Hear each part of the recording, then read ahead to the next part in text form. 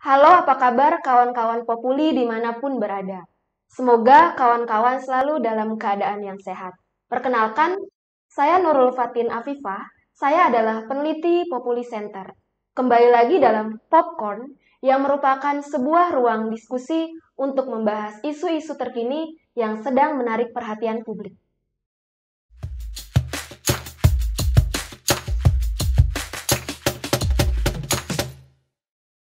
Kawan-kawan, pada kesempatan kali ini, Popcorn akan membahas sebuah isu yang sedang hangat akhir-akhir ini, yaitu terkait sebuah lembaga filantropi terbesar di Indonesia, yaitu Lembaga Aksi Cepat Tanggap atau ACT, yang diduga melakukan penyalahgunaan dana donasi. Beberapa sumber menyebutkan bahwa ACT diduga melakukan penyalahgunaan dengan memberikan insentif yang tinggi bagi para petingginya. Kemudian, ACT juga diduga melakukan pemotongan dana donasi yang dianggap tidak transparan. Yang ketiga, ACT juga melakukan kampanye yang sangat berlebih-lebihan yang tidak sesuai dengan fakta.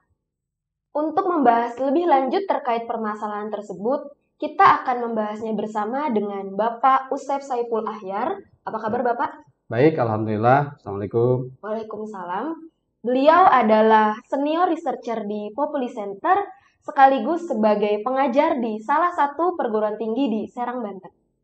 Nah, Pak, sebelum kita membahas lebih lanjut terkait permasalahan ACT tadi, saya ingin bertanya dulu nih, Pak. Sebenarnya crowdfunding itu apa sih, Pak? Dan mengapa ini menjadi tren di Indonesia? Ya, pertanyaan menarik saya kira. Apa itu crowdfunding ya?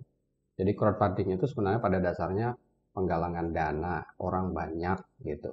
Tapi biasanya kalau istilah crowdfunding sendiri itu penggalangan dana yang dilakukan dengan metode atau memanfaatkan platform digital gitu ya. Nah, dengan menggunakan platform digital ini, crowdfunding, penggalangan dananya tidak hanya soal filantropi saja, tapi juga misalnya simpan pinjam, investasi, dan lain sebagainya. Nah, penggalangan dana yang khusus tentang filantropi itu biasanya disebut filantropi atau fundraising ya.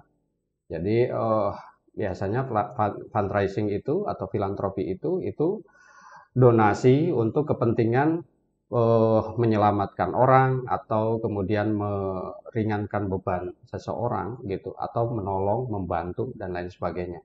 Nah, di Indonesia sendiri nomenklatur tentang filantropi ya kalau dilihat dari undang-undang itu namanya PUB atau penggalangan atau pengumpulan uang dan barang gitu ya.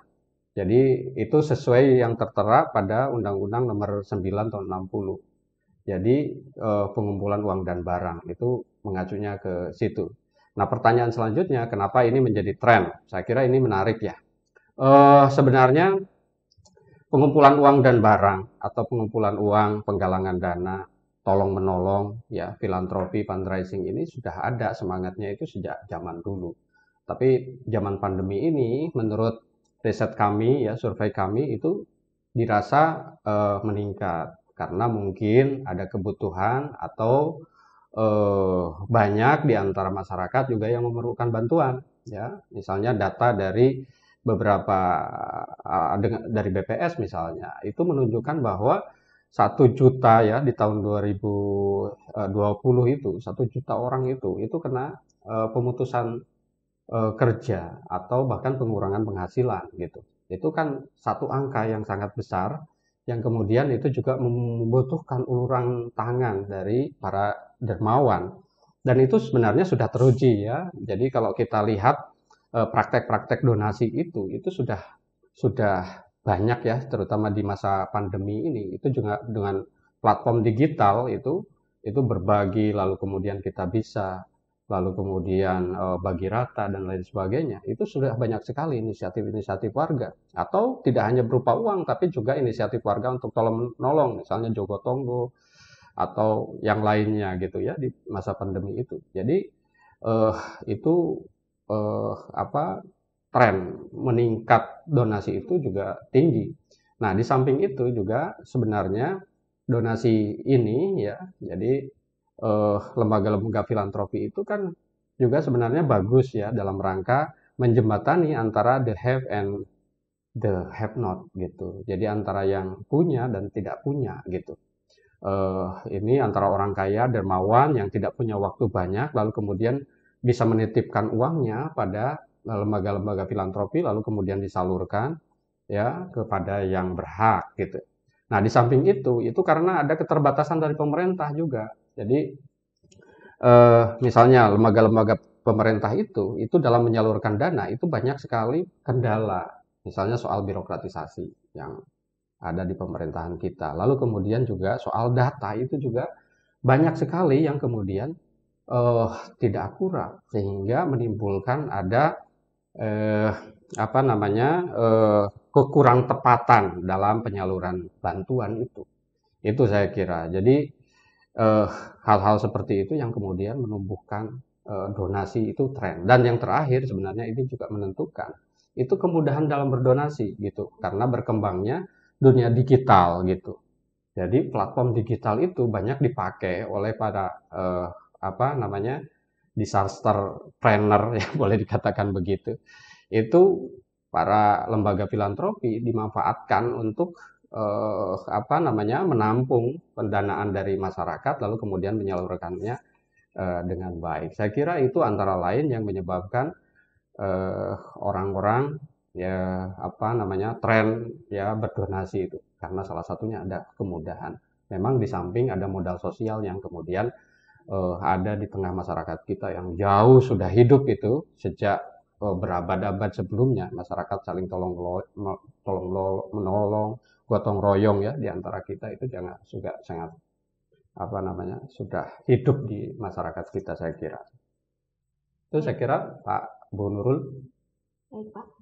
Tadi ada hal yang menarik, Pak, bahwa memang penggalangan donasi ini mulai meningkat ya, Pak, Ya, sejak adanya ya, pandemi, terutama karena ada fleksibilitas memudahkan masyarakat untuk ya, memberikan sumbangan ya, seperti itu kepada orang yang platform digital, membutuhkan. ya. Nah, kemudian Pak, sebenarnya apa sih Pak masalah umum yang sebenarnya kita hadapi dalam berdonasi gitu, Pak? Jadi mungkin kita lihat potensinya ya. Jadi potensi dari apa filantropi di Indonesia kenapa berkembang dan kalau kita baca ya dari berbagai sumber bahwa ACT itu dalam setahun ACT saja itu bisa mengumpulkan sampai 450 sampai 500 miliar gitu. Bayangkan itu ruang yang sangat besar gitu ya di situ. Kenapa itu terjadi? Itu kan ada sebuah riset yang dilakukan oleh CIF ya, Charity Aid Foundation ya, dengan judulnya survei itu apa Giving Index gitu ya, World Giving Index ya. Jadi apa namanya Indonesia ditempatkan sebagai sebuah negara yang paling dermawan di dunia gitu. Nah, itu kriteria penilaiannya survei itu dilihat dari 3 hal gitu. Jadi pertama kesediaan membantu menyisihkan uang untuk membantu orang, lalu kemudian kesediaan membantu orang lain, lalu yang ketiga itu kesediaan membantu orang asing. Dan itu Indonesia ditempatkan sebagai negara yang paling dermawan. Itu udah 2 kali ya, 2018 lalu kemudian 2020. Itu yang dilakukan survei itu dilakukan oleh CIF itu ya, Charity Aid Foundation ya. Itu yang berkedudukan di Inggris. Lalu kemudian survei YLKI gitu, Yayasan Lembaga Konsumen Indonesia, itu juga menunjukkan bahwa di Jakarta ini penelitiannya 8 dari 10 orang itu pasti suka berdonasi gitu ya. Dia paling tidak dalam setahun itu mengeluarkan 1 juta. 1 juta, bayangkan aja dari 290 atau 280-an juta penduduk gitu. 30%-an saja itu sudah berapa triliun. Apa satu potensi yang sangat besar gitu ya. Apa namanya? Uang yang berputar ya dalam konteks charity atau konteks filantropi ini ya, fundraising itu luar biasa gitu. Dan satu lagi sebenarnya mungkin potensi itu ya atau sebenarnya kenapa menjadi tren itu ada lembaga yang bisa menangkap ini gitu. Nah, misalnya ACT ini ya. Jadi dia sebuah lembaga yang sangat pintar sebenarnya dalam hal misalnya membangun bagaimana gairah giroh gitu ya, giroh berdonasi itu juga muncul ya, meningkat. Itu dengan cara misalnya dia melakukan aksi lalu kemudian membuat narasi dan lalu kemudian bisa mengambil donasi ya yang sangat banyak. Narasi ini sangat penting ya dalam hal menggairahkan atau menghidupkan atau meningkatkan orang untuk berdonasi ya. Jadi narasi misalnya orang di Indonesia itu kalau dibikin narasi yang penderitaan orang itu pasti nggak tahan gitu. Lalu kemudian atau misalnya yang menyangkut soal politik identitas gitu, identitasnya tersentuh, lalu kemudian diminta untuk donasi, itu biasanya orang meningkat ya kedermawannya, nanya untuk menolong gitu. Nah hal-hal kayak gitu itu ditangkap oleh lembaga-lembaga yang charity itu, yang melakukan filantropi itu dengan baik gitu ya. Jadi dia menggunakan platform digital gitu, mengeluarkan uang untuk beriklan gitu ya, dengan mendramatisasi gitu. Nah itu kan ya sebenarnya yang nggak boleh. Kalau menyajikan fakta lalu kemudian menarik apa namanya donasi itu, saya kira juga tidak masalah karena ya lembaga-lembaga filantropi itu sekali lagi itu juga penting dalam hal menjembatani ya antara orang kaya dan orang miskin ya, menjembatani atau apa namanya membantu pemerintah untuk mengentaskan kemiskinan. Tapi yang tidak boleh itu adalah proses-proses yang apa namanya tidak boleh ya, mendramatisasi atau tadi yang Nurul katakan ya, ada beberapa penyalahgunaan dalam hal penggunaan uang hasil donasi itu. Saya kira itu ya yang Nah, Pak, seperti yang tadi ya. Bapak sudah sampaikan ya, Pak ya, terkait praktik filantropi yang ada di Indonesia berarti ada positif dan negatifnya nih, Pak ya. Positifnya memang kita tuh punya kekuatan dari modal sosial masyarakat. Ya. Namun negatifnya memang kita cenderung untuk mendramatisir penderitaan orang lain sehingga membuat mereka itu ingin menyumbang gitu atau berdonasi. Nah, kalau kita kembali ke fokus ke pembahasan dalam diskusi hari ini, sebenarnya terkait ACT ini, masalahnya apa sih Pak sebenarnya? Ya, problem itu sebenarnya tidak semua lembaga yang melakukan filantropi atau fundraising sebenarnya. Mungkin banyak di antara lembaga-lembaga fundraising itu juga yang punya integritas dan melakukannya dengan benar. Nah, ini juga kan masih dugaan soal ACT ini. Kita juga harus apa objektif dalam hal ini gitu ya. Jadi ini dibutuhkan, tapi memang eh, problem-problem itu harus di apa diatasi. Ini sebenarnya banyak sudah dugaan-dugaan seperti ini udah lama. Semacam puncak gunung es saja, kemudian di satu saat kita juga di buku itu udah lama sebelum ada apa membesar ya isu-isu kayak gini itu sudah menulis problem-problem soal filantropi ya donasi itu karena eh, ya ACT itu sekali lagi puncak gunung es ya kemudian terbongkar karena memang ini juga baru dugaan karena memang ini terus diinvestigasi ya sama salah satu media gitu. Nah memang beberapa hal kalau kita lihat salah satunya soal eh, bukan pemotongan sebenarnya, tapi mengambil hak pengelola yang mungkin terlalu besar kalau dibanding dengan Undang-Undang Nomor 9 tahun 61 itu, ya, yang di situ ada ketentuan hanya 10%. Lalu kemudian kalau merujuk pada Undang-Undang 23 tahun 2011 itu tentang JIS Zakat Infak dan Sodako itu diperbolehkan 12,5% gitu ya. Nah ini rata-rata sejak 2005 sejak berdirinya katanya rata-rata menurut pengakuan dari ACT itu 13,7. Sebenarnya mungkin kalau dihitung rata-rata itu juga tidak terlalu besar ya, apalagi dihitung dengan eh, biaya yang dikeluarkan juga besar dan untuk internasional. Tapi kan kemudian juga ada yang bilang paradigma lain, perspektif lain ya. Ini bukan soal besar 10% atau 12,5%-nya sebenarnya. Ada juga yang melihat bahwa kenapa masyarakat protes ya, lalu kemudian bereaksi ketika melihat kasus ini ya, itu karena memang dilihat dari kepantasan gitu ya. Ini orang-orang yang bergerak dalam filantropi itu kan sebenarnya mau menolong orang yang sedang menderita. Ya, mau meningkatkan eh, dari kemiskinan menjadi keluar dari kemiskinan itu dan lain sebagainya, mau menolong di bencana, tapi misalnya pengambilnya kok terlalu besar gitu, apalagi kalau dilihat dari sisi fasilitas, lalu kemudian juga besaran ya, yang lumayan fantastis juga gitu. Itu kan ukurannya sudah perusahaan besar gitu ya, perusahaan sangat besar di Indonesia. Ini kan yang menjadi problem akhirnya. Nah, kemudian kan kalau tadi disebut itu salah satunya ya, itu tidak terkontrol juga soal bagaimana, bukan pemotongan, itu memang hak amilin.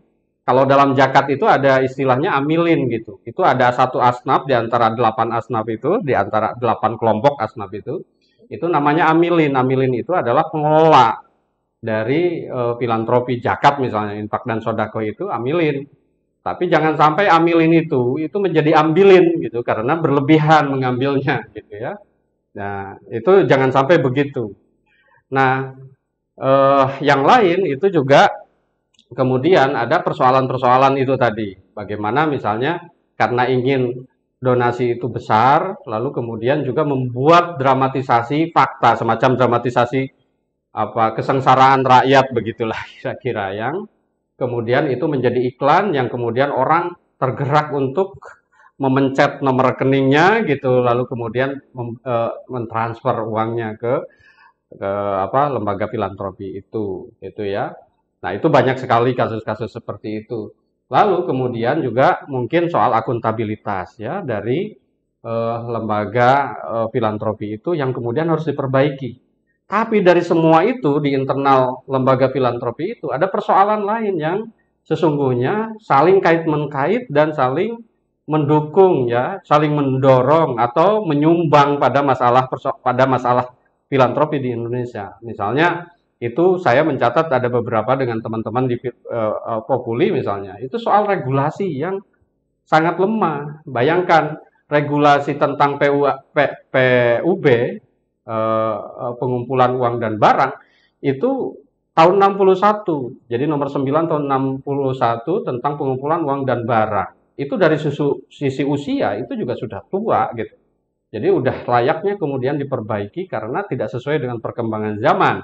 Nah, lalu kemudian ada juga misalnya PP nomor 29 tahun 80 ya, yang implementasi dari PUB itu. Itu juga kebanyakan itu mengatur itu soal-soal perizinan gitu. Tapi soal transparansi, lalu kemudian mungkin punishment, lalu kemudian sanksi, itu juga tidak diatur dengan baik, hanya perizinan saja.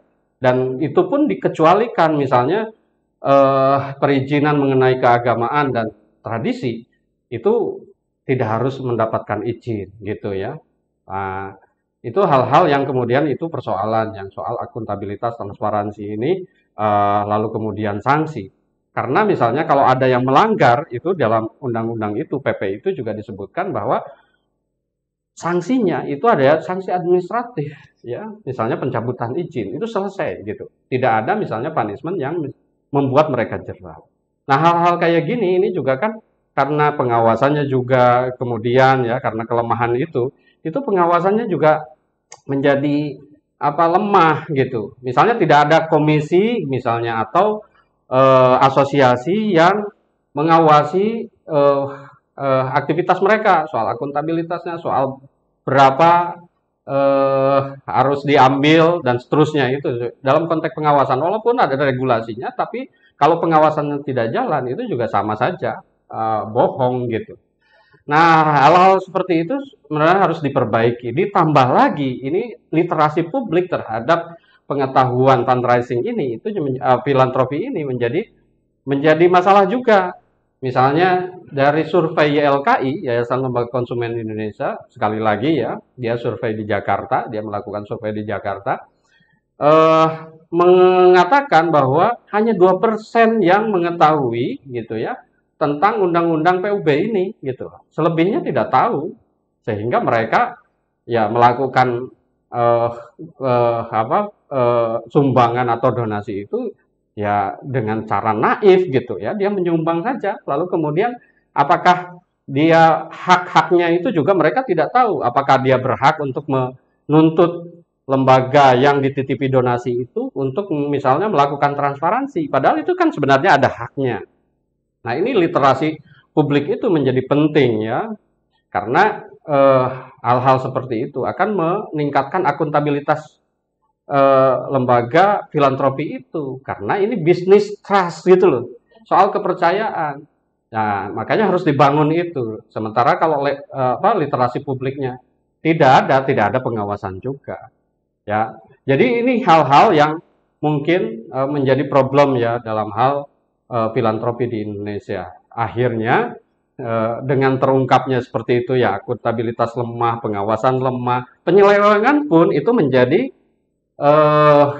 sangat rentan gitu ya. Misalnya lembaga filantropi itu dengan kedok lembaga filantropi itu juga misalnya memberikan dukungan dana pada terorisme misalnya, atau pada partai tertentu yang kemudian juga berkampanye untuk kepentingan atau mengedepankan politik identitas gitu ya, atau intoleransi dan lain sebagainya. Itu kan menjadi persoalan. Kenapa ini persoalan regulasi, persoalan pengawasan ini harus ditingkatkan? Karena itu. Jadi kalau tidak ada pengawasan sementara literasi publiknya rendah, itu akan terjadi penyelewengan itu. Saya kira itu ya. Pak, menyambung dari yang tadi Bapak sudah sampaikan bahwa memang salah satu kelemahan dari praktik donasi yang ada di Indonesia itu salah satunya adalah regulasi tentang pengumpulan uang dan barang itu sudah sangat usang ya Pak, sudah sangat lama. Dan memang pemerintah tidak mengatur adanya mekanisme punishment bagi lembaga filantropi yang dianggap melanggar seperti itu. Nah, kemudian nih Pak, sebenarnya apa sih yang harus diperbaiki gitu dari permasalahan tersebut dan bagi masyarakat sendiri sebaiknya seperti apa? Seperti itu. Jadi ini kalau diambil hikmahnya, momentum mencuatnya kasus ACT ini harus dipakai menjadi momentum perbaikan gitu ya, dalam hal terutama dalam hal regulasi, karena yang menyumbang seperti ini semua pihak saya kira juga harus bertanggung jawab, termasuk dalam hal ini pemerintah yang pemegang regulasi itu. Nah, regulasi tentang PUB atau undang-undang tentang PUB itu, pengumpulan uang dan barang itu tahun 61 sekali lagi ya, nomor 9 tahun 61. Itu lalu kemudian ada PP-nya itu tahun 80 ya. Ya kita bayangkan konteksnya waktu itu juga sangat permisif gitu ya, serba sederhana gitu ya. Misalnya di situ juga di pengecualian ya. Jadi banyak mengatur izin ya, perizinan. Jadi harus mendapatkan izin ya sesuai dengan levelnya. Nah, izin itu juga dikecualikan, misalnya kegiatan keagamaan, misalnya zakat, infak dan sedekah, lalu kemudian juga tradisi ya, adat itu juga tidak harus dapat izin itu ya, di undang-undang itu yang kemudian juga harus diperbaiki. Dan tidak melulu soal izin kalau menurut saya, tapi hal-hal lain ya. Ya bayangkan waktu itu ya, pengecualian itu kenapa? Ya karena misalnya di desa-desa ya zakat dan infak dan sodako itu misalnya di DKM menambah ribet ya, orang yang mungkin literasinya juga belum mohon maaf ya, belum begitu melek soal undang-undang, lalu kemudian suruh itu tambah ribet saja. Jadi mereka atas kesepakatan dan itu ya jalan bagus-bagus saja gitu ya. Nah, tapi yang kemudian persoalannya semakin kompleks ya. Kalau di zaman modern ya, zaman digital ya, semakin canggih, persoalannya semakin kompleks. Ya. Jadi harus bisa mengakomodasi soal itu, soal digital juga gitu ya. Jadi gimana misalnya soal perizinan juga, mungkin perizinan itu diperketat, tapi mekanismenya semakin pendek gitu ya. Ya cukup dengan misalnya lewat online gitu, tapi persyaratannya lumayan harus diperketat. Lalu kemudian observasinya juga harus verifikasinya juga harus diperketat gitu. Jangan sampai lembaga-lembaga yang dalam tanda petik abal-abal yang mau memanfaatkan kedermawanan di Indonesia ini juga menjadi korbannya. Jadi pemerintah harus melindungi masyarakat itu gitu ya.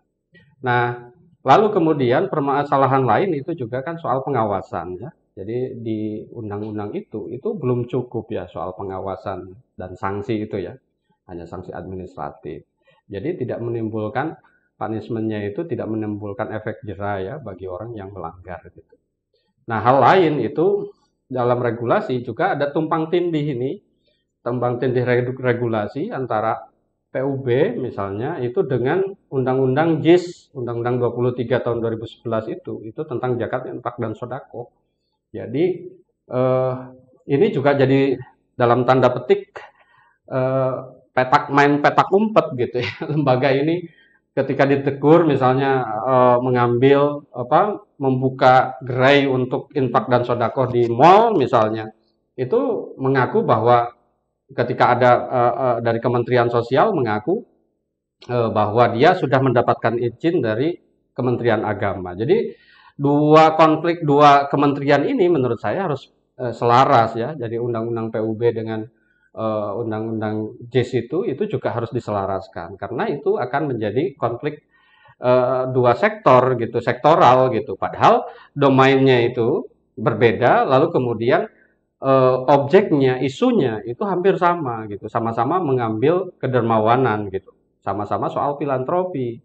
Cuman ini motifnya keagamaan, yang ini adalah motifnya kemanusiaan. Yang di sini juga ada kemanusiaan, tapi yang dominan gitu di antara keduanya. Itu hal-hal yang menurut saya harus ada sinkronisasi di antara keduanya.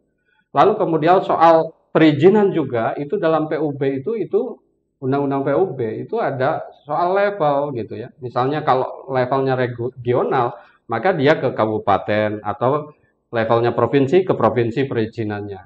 Dan yang dilaporin adalah yang memberikan izin itu gitu. Ini kalau zaman digital kayak gini, itu ya memanfaatkan platform digital misalnya crowdfunding kayak gitu, itu menjadi usang gitu.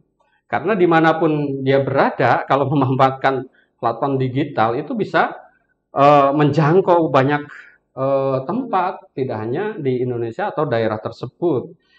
Nah, itu problem juga yang harus kemudian harus menyesuaikan ya.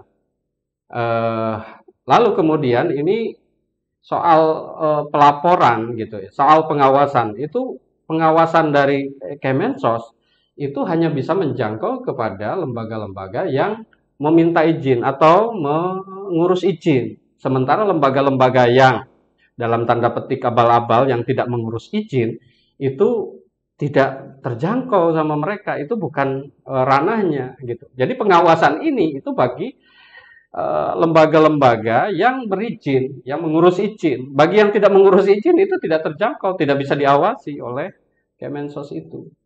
Nah itu ya. Nah lalu kemudian ini nggak ada komisi pengawasan sekali lagi ya. Saya kira ini mungkin atau asosiasi ya tadi sempat disinggung yang mungkin menurut saya penting ya, semacam asosiasi profesi yang bekerja dalam hal filantropi. Di situ misalnya meregulasi dirinya, membangun kode etik, lalu kemudian mengontrol dirinya. Jadi self regulation gitu ya, self regulating gitu ya. Jadi mengatur dirinya agar di samping juga misalnya negara mengawasi, tapi mereka itu juga membuat kode etik, membuat regulasi agar menjaga kepercayaan, karena ini bisnis kepercayaan sekali lagi yang harus dijaga adalah kepercayaan publik ya. Jadi jika kepercayaan itu muncul gitu, jadi harus dirubah.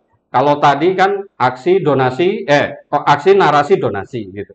Nah sekarang kan aksi mungkin narasi sesuai fakta ya, aksi sesuai fakta, lalu kemudian kepercayaan dan donasi akan muncul gitu. Saya kira itu ya hal-hal yang perlu dalam hal regulasi. Nah, ini juga bagaimana misalnya ini ya dalam kerangka ini bagi masyarakat umum ya dalam hal mengamati kemana kita harus berdonasi, karena kita juga kan berkepentingan bagi lembaga-lembaga yang mengelola donasi kita itu berkepentingan juga karena banyak orang yang memerlukan bantuan gitu. Nah, mungkin teman-teman gitu ya, masyarakat juga harus melihat harus meningkatkan literasinya. Cara mudah begini deh, misalnya melihat lembaga itu track recordnya gitu. Apakah dia pernah melakukan eh, kesalahan atau penyelewengan, penyalahgunaan, ya. Lalu kemudian juga ketentuan-ketentuannya, misalnya donasi tentang isu A gitu, atau mau membantu mana, itu harus jelas yang dibantu siapa, lalu kemudian berapa kebutuhannya, lalu kemudian setelah mendapatkan berapa pendapatannya, berapa yang diambil oleh siapa, oleh penyelenggara, oleh amilin itu kan ada hak juga gitu. Nah, hal-hal seperti itu juga harus terlihat. Masyarakat menurut saya harus mulai ya melihat, jangan naif gitu ya, tapi harus melihat eh, ini siapa, lalu kemudian dijalankan oleh orang-orang kredibel atau tidak gitu. Jadi trust itu by verified gitu ya. Jadi kepercayaan itu harus melalui verifikasi yang benar gitu. Baru kita percaya. Bukan berarti kita tidak percaya pada lembaga-lembaga itu, tapi lembaga-lembaga itu biar terus terjaga kepercayaannya juga harus diverifikasi. Apakah dia melakukan sesuai apa yang sesuai dengan narasi yang mereka keluarkan, atau tidak gitu. Karena kan kejahatan itu bukan hanya sekedar ada niat, kata Bang Nafi itu, tapi juga ada kesempatan. Nah, kesempatan itu harus selamanya harus ditutup gitu agar tidak terjadi penyelewengan gitu. Saya kira demikian ya. Baik, terima kasih Pak Usep atas penjelasan dan juga waktu yang sudah diberikan.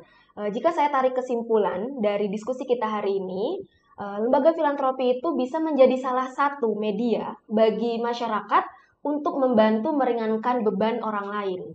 Ketika pemerintah memiliki keterbatasan dalam hal birokrasi atau ditemukannya ada korupsi dan juga adanya ketidakjelasan data. Namun, hal tersebut tentu akan menjadi hal yang positif ketika pemerintah melakukan perbaikan regulasi dan melakukan pengawasan terhadap lembaga-lembaga filantropi. Salah satunya juga adanya pembentukan komisi pengawasan untuk melaksanakan pengelolaan dana donasi tersebut.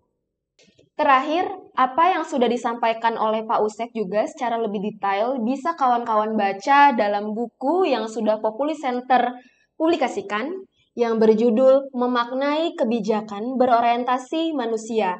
Di dalamnya terdapat sebuah tulisan tentang bagaimana praktik donasi online yang ada di Indonesia. Bagi kawan-kawan yang memiliki pertanyaan atau bahkan topik yang ingin dibahas untuk sesi popcorn selanjutnya, silakan tulis di kolom komentar. Dan jangan lupa untuk subscribe dan juga memfollow seluruh media sosial Populi Center. Sampai jumpa pada sesi popcorn selanjutnya.